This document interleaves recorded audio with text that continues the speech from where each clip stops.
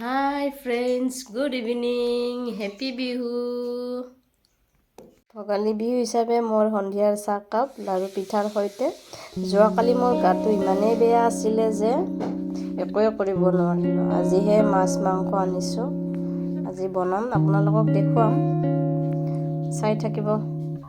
মাছ মাংসখিনি ৰেডি কৰিলোঁ। এইটো লোকেল চিকেন হয়, এইটো বৰালি মাছ, লগতে লৈছোঁ আলু, বিলাহী, গ্ৰীণ মটৰ, আদা নহৰু পেষ্ট, পিঁয়াজ, আলু, জলকীয়া আৰু লগত এটা লৈছোঁ সৰু ওলকবি কাটি লৈছোঁ, মাছৰ লগত দিম। খাবলৈ অকণমান সোৱাদটো বেলেগ দেখাই আছোঁ, চাই থাকিবচোন। সোৱাদ মছলা দি ৰেডি কৰি ৰাখিছোঁ। কেৰাহী এয়া তেল দি গৰম হ'লে খাই দিম। এয়া মোৰ লোকেল চিকেন উতলি আছে।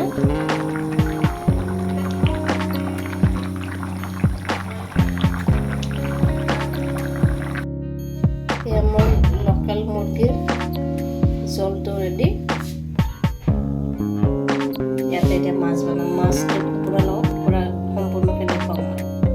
হালধি চালধি সানি ৰেডি কৰি ৰাখিছোঁ।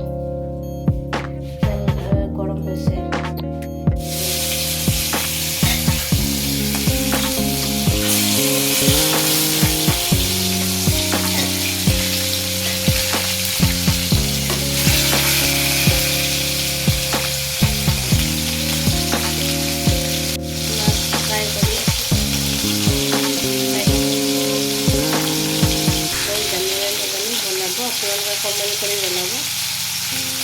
মাছ ফ্ৰাই হৈ গ'ল।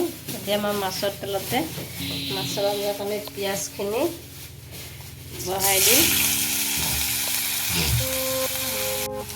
আদা নহৰু জলকীয়া পিঁয়াজখিনি ৰঙচুৱা হোৱালৈকে ভাজি থাকোঁ। আলু, পিঁয়াজ, ওলকবি আৰু বিলাহীখিনি মই ভাজি ল'লোঁ 10 মিনিটমান। এতিয়া ইয়াতে গ্ৰীণ মটৰখিনি মই গ্ৰীণ মটৰখিনি ভাজি ল'ম, তাৰপিছত পানী দিম। এতিয়া পানী দিলোঁ, পানী দিয়া অকণমান বইল হ'ব দি আছোঁ। লাষ্ট ফিনিচিঙত দেখাই দিম। এয়া ফাইনেলি মোৰ মাছৰ আঞ্জা ৰেডি হ'ল।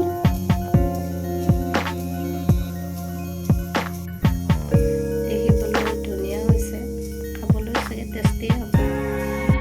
চবখিনি ৰেডি হৈ গ'ল।